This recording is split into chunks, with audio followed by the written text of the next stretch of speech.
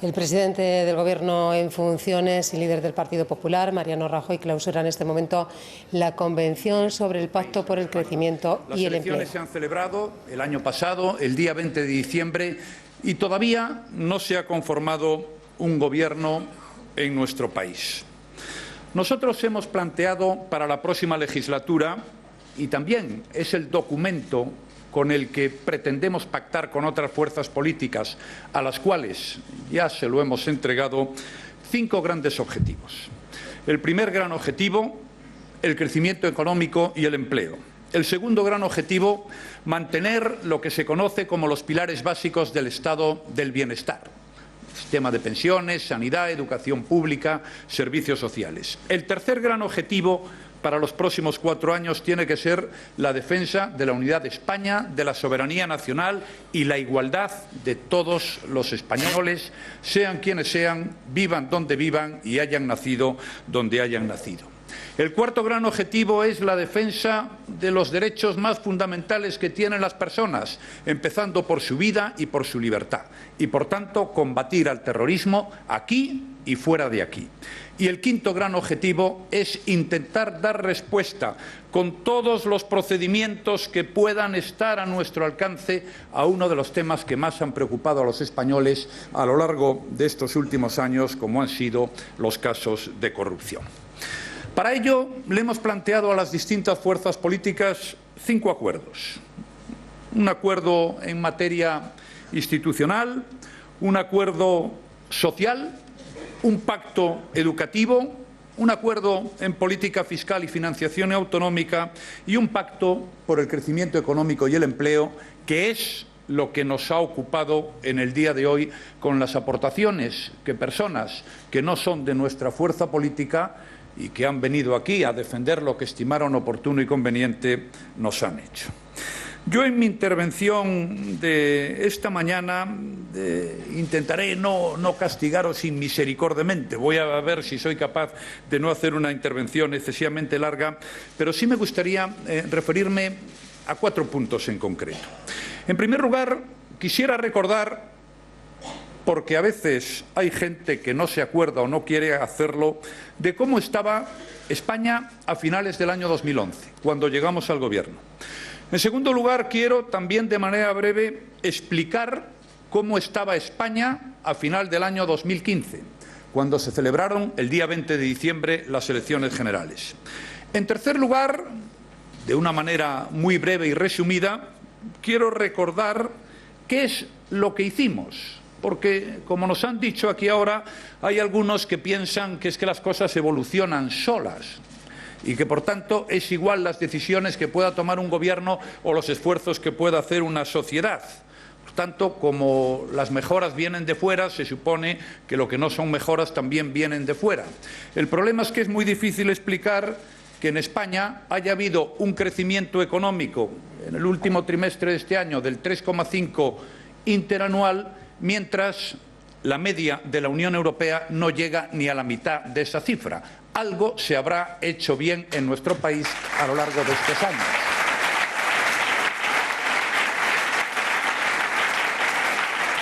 Y por último, y en cuarto lugar, quisiera explicar también con brevedad, porque, insisto, no creo que deba prolongar en exceso mi intervención, qué es lo que nosotros pensamos que hay que hacer para crecer y para crear empleo, que es el principal objetivo nacional en estos momentos a lo largo de los próximos 4 años.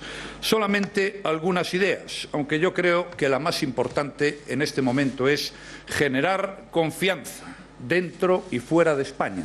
Y para eso hay que hacer muchas cosas, pero una muy importante es cuidar lo que se dice, cuidar los mensajes que se dan y no cometer demasiadas tonterías, que ya algunas estamos viendo en los últimos tiempos. Pues bien, queridos amigos, ¿cómo estábamos en el 2011? Al borde de la quiebra, se entiende muy bien. La situación se había deteriorado profundamente en el segundo semestre. Algunos datos. El crecimiento del Producto Interior Bruto en el último trimestre del año 2011, cuando asumimos la responsabilidad de gobernar, era de menos 0,5, cuarto trimestre consecutivo en negativo. La tasa de caída del PIB anual era del 1,8% y en el conjunto del año la actividad económica se redujo el 1%. Esa era la situación en el 2011. El consumo de los hogares estaba cayendo al 3,6% en el último trimestre. Las administraciones públicas tenían un déficit del 9,1%. España vivía una situación de restricción crediticia que atenazaba la actividad. En el año 2011, las nuevas operaciones de crédito a los hogares fueron un 40%, que se dice pronto, inferiores a las del año anterior. También los préstamos a pymes habían caído un 17% anual y el crédito a grandes empresas un 22%. A pesar de esta caída de la actividad, el IPC creció un 3,2% en el 2011, muy por encima de lo que subía en el resto de los países de la Unión Europea, lo que nos hacía perder competitividad. No vendíamos lo suficiente para financiar nuestras compras, por lo cual seguíamos dependiendo de la financiación exterior. El déficit exterior, como se ha recordado aquí esta mañana, alcanzó en el 2011 los 29.000 millones de euros largos. Además, de esto tampoco se acuerda nadie, teníamos dificultades para financiarnos. Por eso la prima de riesgo aumentaba, reflejando las dudas que había sobre la economía. Días antes de las elecciones de 2011 marcaba los 460 puntos. Llegó a estar, como recordaréis, en verano del 2012 por encima de los 600. ¿Y cuál fue la consecuencia de todo esto, que sin duda alguna es lo más importante? Pues que entre el último trimestre de 2007 y el primero de 2012 se destruyeron casi 3 millones de empleos en España, que se dice pronto. Y el paro aumentó en prácticamente 3,5 millones de personas, que también se dice pronto. A finales del año 2011, cuando llegamos al Gobierno, esta destrucción de empleo masiva continuaba sin solución. El paro subía, según la EPA, al 12,5% anual y el empleo caía el 3,6% anual, el 2% en los registros de afiliación. El impacto social de la crisis fue devastador. El número de hogares en que todos sus miembros estaban desempleados se incrementó en forma continua desde 2006, alcanzando en marzo de 2012 un total de 1.728.000, un aumento de 1.330.000.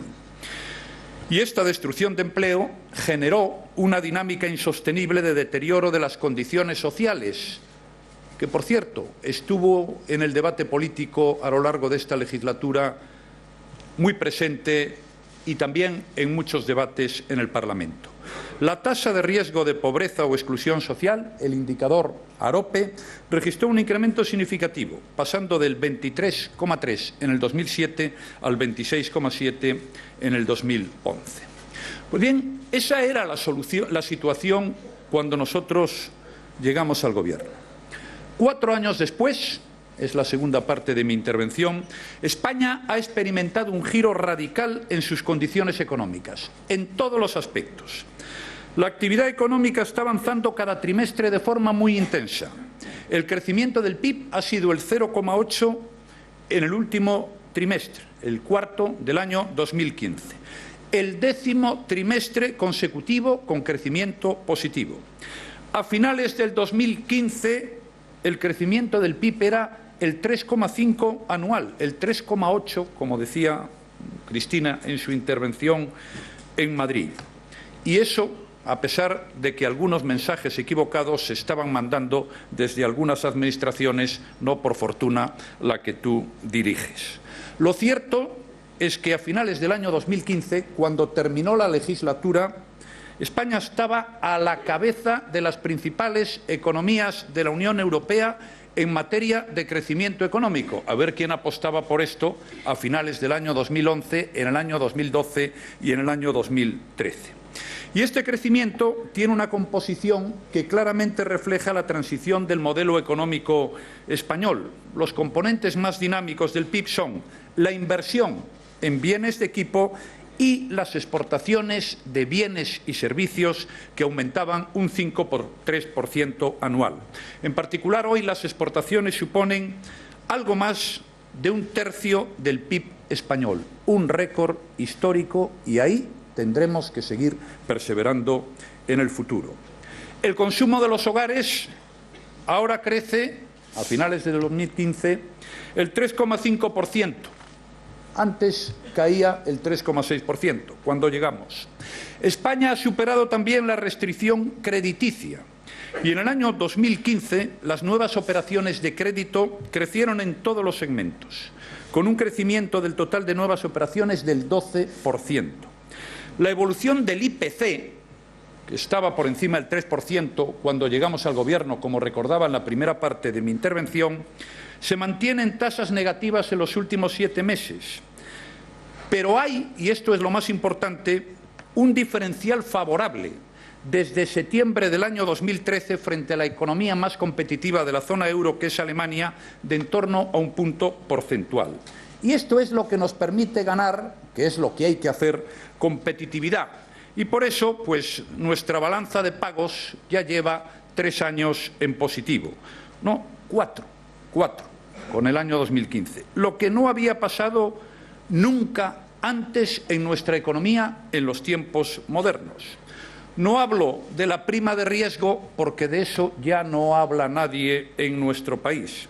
Y lo cierto es que los cambios que se han producido en el mercado laboral son también importantes, por más que tengamos que seguir perseverando en el futuro, porque, insisto, este sigue siendo el gran objetivo nacional para los próximos 4 años. El paro ha bajado.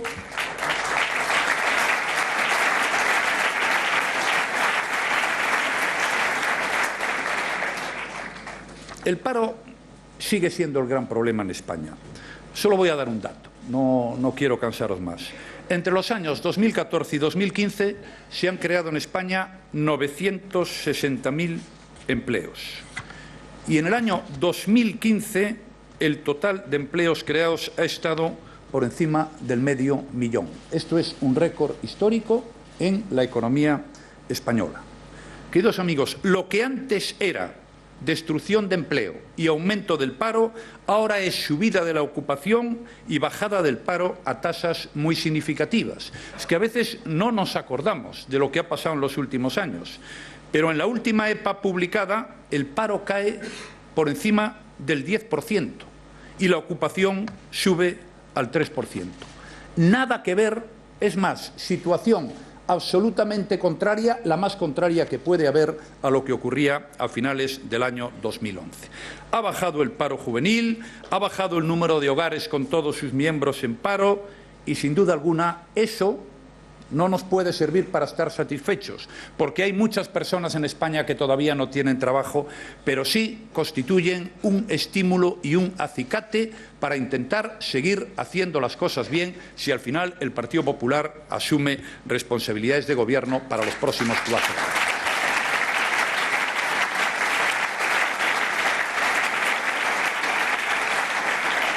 Paso ahora a la tercera parte de mi intervención, esa con la cual estoy seguro que algunos no van a coincidir, porque creen que las cosas se arreglan solas, aunque aquí probablemente tengamos más suerte que en el resto de los países de la Unión Europea. Hemos hecho una política económica, no voy a entrar en el detalle, no hace al caso ahora, pero que se ha articulado en 3 grandes pilares. Primero, la consolidación presupuestaria. Las administraciones públicas han reducido, se ha hecho un gran esfuerzo por parte de todos y también por parte de los españoles que han entendido algunas de las decisiones que hubo que tomar y que no eran fáciles, pero se ha producido una gran reducción del déficit público a la mitad, en 4 años, desde el 9%, con 2 años de recesión, como fueron el año 2013 y 2014, donde los ingresos de las administraciones iban para abajo. Esta fue la primera medida o el primer gran pilar de la política económica que hemos llevado a cabo en los últimos años. El segundo, y muy importante, porque había que ver cómo estábamos en esta materia también en el año 2011 y cómo estamos hoy, el saneamiento del sector financiero, que es capital, como hemos escuchado esta mañana y como todos sabemos, para que la economía funcione y se pueda crear empleo. Ahora el sector financiero crece y da crédito. Y ya no es una preocupación la situación de las entidades financieras españolas gracias a una muy importante reforma que se llevó a cabo. Y en tercer lugar, se han llevado a cabo un conjunto de reformas estructurales para que la economía española fuera más flexible y más competitiva. De algunas se ha hablado en las distintas intervenciones que hemos escuchado aquí esta mañana. No voy a reiterarlas ni entrar en detalles, pero simplemente quiero recordar la reforma laboral, muy importante, la reforma energética. Ahora todo el mundo sabe lo que hay que hacer, pero claro, cuando hay que liquidar un déficit de tarifa de 27.000 millones de euros, pues entonces no había tantas ideas. Pero a mí, escuchando ahora algunos partidos políticos de la oposición, pues realmente me hubiera gustado que las ideas nos las hubieran aportado cuando tuvimos que hacer la reforma energética con los problemas de todo tipo que ello generó.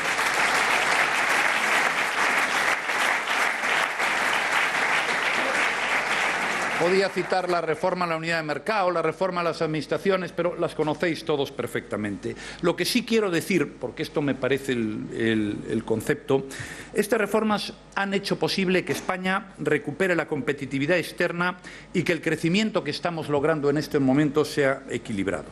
España, y esto es capital, ya no necesita endeudarse con el exterior para crecer, como ocurrió en el pasado, sino que acumula, vuelvo a insistir en esto porque me parece importante, 4 años de superávit externo, y esta situación debería continuar si no se altera el rumbo de las políticas económicas en los próximos años. Quiero decir también, hago un breve recordatorio de un par de minutos sobre las políticas en el ámbito tributario. Subimos los impuestos, efectivamente, a los 10 días de llegar al Gobierno. El día 30 de diciembre hicimos una subida general del impuesto a la renta de las personas físicas. Si no lo hubiéramos hecho, probablemente pues ahora estaríamos en una situación muy diferente a la que estamos, en la quiebra o sometidos al rescate y, por tanto, liquidada la soberanía económica y nuestra libertad para tomar las decisiones que estimáramos oportuno y conveniente. Pero yo quiero decir una cosa, que los tipos marginales en el IRPF cuando llegamos al Gobierno iban del 24 al 45, pues ahora van del 19 al 45. Han bajado a lo largo de la legislatura. Y que los mínimos personales y familiares se han incrementado notablemente. No es solo un problema de tipos marginales, también los mínimos personales y familiares. Y quienes ganan menos de 12.000 euros al año no pagan IRPF. Y hoy los tipos medios son más bajos que en 2011 para el 99% de los contribuyentes.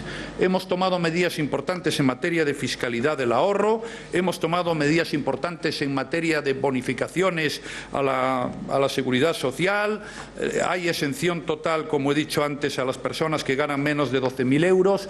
Hemos tomado medidas muy importantes desde el punto de vista social. Claro, escuchando a algunos, realmente a veces tiene uno la sensación de que se vive en otro país, pero es que aquí en España, después de lo que hemos vivido, mantenemos un sistema público de pensiones, las pensiones no se han congelado nunca y en otros países sometidos a rescate le han quitado a los pensionistas la paga extra de Navidad, le han quitado la paga extra de verano y han bajado las pensiones el 30%.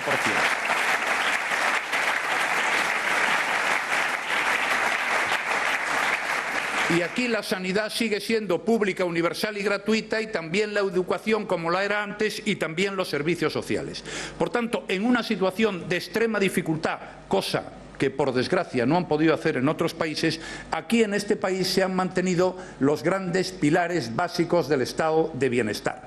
Y este es uno de los grandes debates, se ha planteado esta mañana, pero es evidente, no puedo entrar en todos los temas. Las pensiones son el 39% del gasto del Gobierno de España. La partida más importante del presupuesto del Gobierno son las pensiones. Y hay 9.250.000 pensionistas en España. Y la pensión media de la Seguridad Social de los que están entrando ahora en el sistema son de 1.400 millones, de 1.400 euros. Bueno, este sin duda alguna es uno de los grandes retos del futuro. Si hacemos las cosas bien, con sentido común, con razón, podremos mantener esos grandes pilares del estado de bienestar: pensiones, sanidad, educación y los servicios sociales. Amigas y amigos, y ahora viene pues lo que nos debe importar. es ese lugar donde, como se dice habitualmente, vamos a pasar el resto de nuestros días, el futuro. La prioridad de España tiene que ser, al menos en mi opinión, la creación de empleo. Y yo creo que en eso estamos todos de acuerdo, no solo por la gente, porque la gente quiere trabajar, quiere llevar adelante un proyecto de vida, quiere vivir dignamente, quiere aportar, quiere ser útil.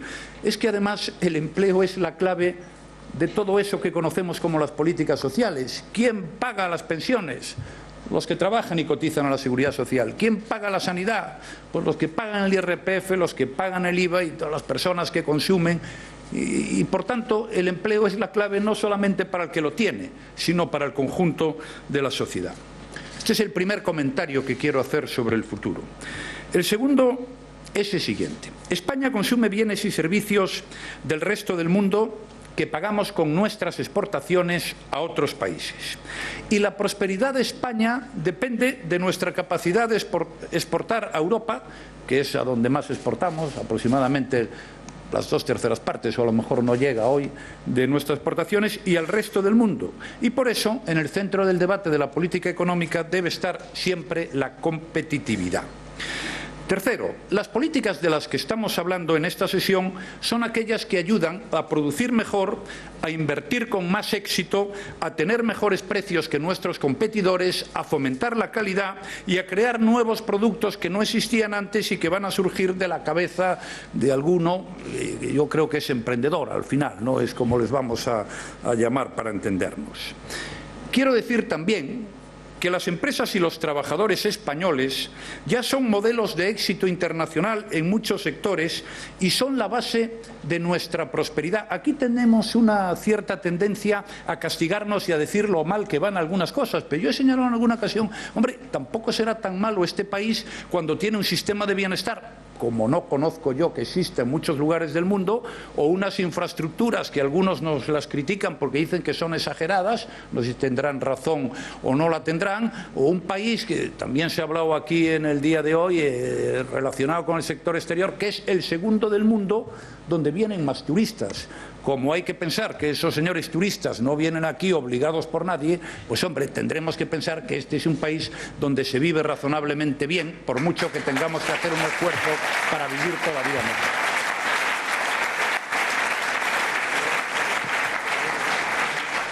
Pues bien, yo estoy a favor de los trabajadores y empresarios españoles y tengo que decir que estamos orgullosos de ellos, que hay que repetirlo hasta la saciedad, y si alguien quiere contarnos cosas que tal, nosotros estaremos en un punto de equilibrio. Este es un país que tiene sus problemas y sus dificultades, pero es un gran país y el sistema de bienestar español no se sostiene, y estoy de acuerdo con lo que hemos oído aquí, ni por ninguna administración ni por nadie que diga una cosa a lo contraria, sino por los empresarios y trabajadores españoles.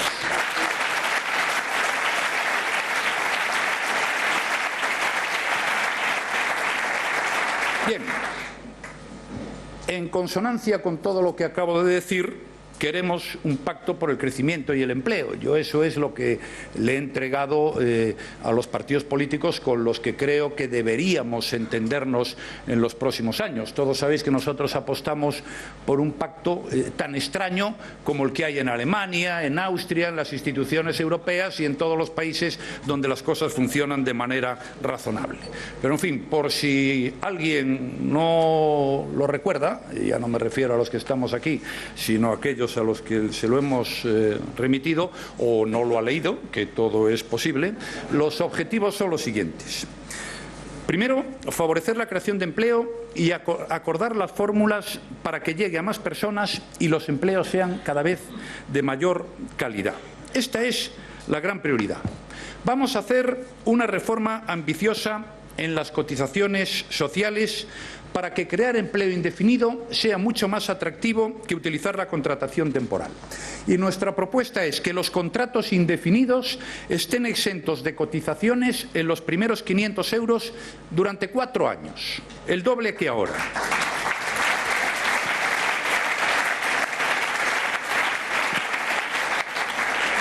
y que las conversiones de contratos temporales en indefinidos se puedan beneficiar también de esta bonificación.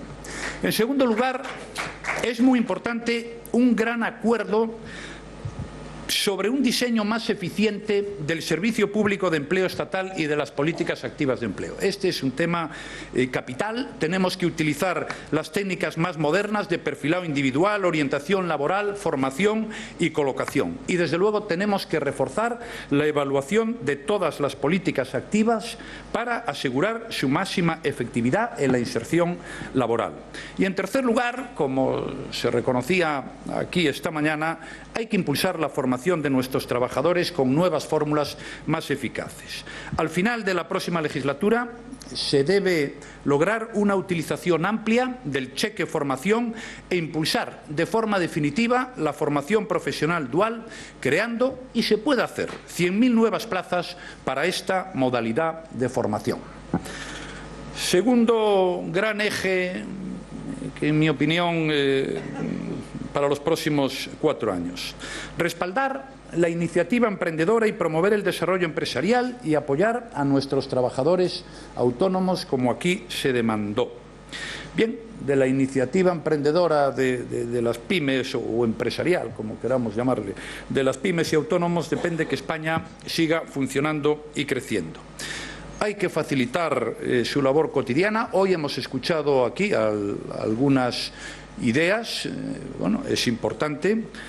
Algunas de las que yo quiero plantear. Primero, duplicar los beneficios fiscales del impuesto de sociedades para las pymes que crecen y revierten sus beneficios. Hoy, como sabéis, con las reservas de capitalización y nivelación, una pyme que crece puede rebajar su factura en el impuesto de sociedades en 5 puntos. Creemos que estamos en condiciones de duplicar ese incentivo para que la rebaja llegue a 10 puntos. También hay que extender la tarifa plana de autónomos en la cotización a la Seguridad Social para que dure el doble de lo que dura hoy. Y además, las personas que llevan en paro durante mucho tiempo y que emprendan un negocio no tendrán que tributar en el impuesto a la renta los 2 primeros años de su actividad. También es importante, y también hemos escuchado algo de esto esta mañana, flexibilizar la relación de los autónomos con la Seguridad Social para que puedan adaptar sus cotizaciones a la situación de su negocio en cada momento del tiempo. Es deseable, estas cosas no son ciertamente fáciles, pero hay que intentarlo, revisar el régimen de solicitud de aplazamientos y recargos, permitir un cómputo más flexible de las carreras de cotización y facilitar que los autónomos puedan adaptar con facilidad su cotización en función de su economía real. Tercer gran eje, reforzar la competitividad de nuestros sectores, recompensando su innovación y proporcionándoles las mejores condiciones para que puedan triunfar. 2 o 3 comentarios solo, no quiero cansaros. Las actividades de investigación, desarrollo e innovación son la base del crecimiento, por lo menos en el largo plazo. El sector público tiene que jugar un papel importante, pero es evidente que también lo tiene que jugar el sector privado y, como aquí se pedía, hay que establecer mecanismos efectivos de colaboración entre ellos. Hay además que hacer un esfuerzo, y hay algunas medidas previstas en nuestro programa para atraer el talento a nuestro país, para que los mejores encuentren en España un entorno atractivo para producir sus ideas. Nosotros vamos a mantener los incentivos a la I+D+I en el impuesto de sociedades. Vamos a equiparar el tratamiento de las actividades de innovación con la investigación y el desarrollo. Nosotros somos partidarios de que los investigadores que obtienen patentes de utilidad económica en centros públicos o universidades reciban al menos el 50% de los ingresos que generen dichas patentes y promover que las empresas privadas adopten mecanismos similares en sus actividades de investigación. Vamos a revisar la tributación aplicable a los investigadores que regresen o se instalen en España, dándoles un plazo razonable sin pagar impuestos. En el plano sectorial también tenemos que hacer un esfuerzo. El más importante es no generar costes innecesarios, no molestar. Es importante reforzar la planificación de las infraestructuras. Se necesita en esta materia un consenso y un horizonte de medio y largo plazo y una evaluación rigurosa que muchas veces no se ha hecho y hay algunas cosas que se nos critican fuera y quizá con razón. Hay que hacer una evaluación de la rentabilidad social y económica de las nuevas inversiones. Es decir, por las carreteras tienen que ir coches y de los aeropuertos tienen que salir aviones. Si no, es evidente que algún problema tenemos. También es importante que España cuente con una conectividad digital de primer nivel, extendiendo las redes de alta capacidad, haciendo llegar Internet de alta velocidad a todos los colegios, centros de salud y bibliotecas de España. Es muy importante un pacto de la energía. No quiero entrar en mayores detalles sobre eso, porque si no, no cumplo mi palabra de al menos intentar ser breves, pero este es un tema capital y está íntimamente unido y ligado a nuestra competitividad. Solo quiero dejar claro que las interconexiones son fundamentales y trabajar con intensidad, con dureza en Europa para que haya de verdad un mercado único de la energía.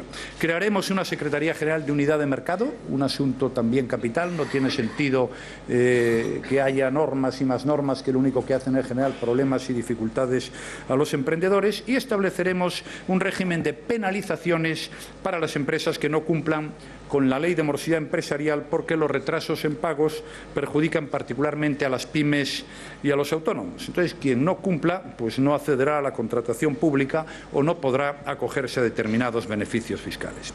En suma, queridas amigas y amigos, hemos pasado lo peor de la peor crisis económica que ha vivido España en décadas. Los españoles han evitado la quiebra, otros no lo hicieron.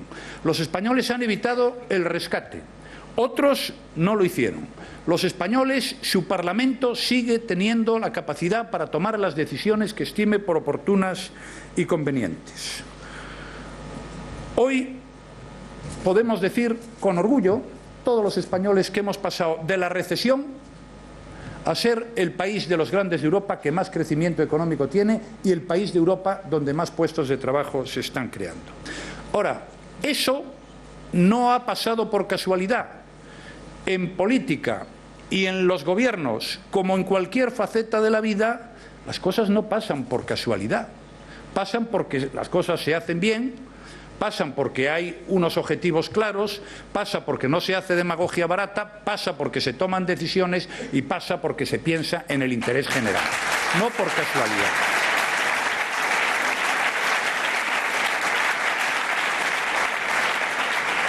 Hemos logrado mantener los grandes pilares del estado del bienestar.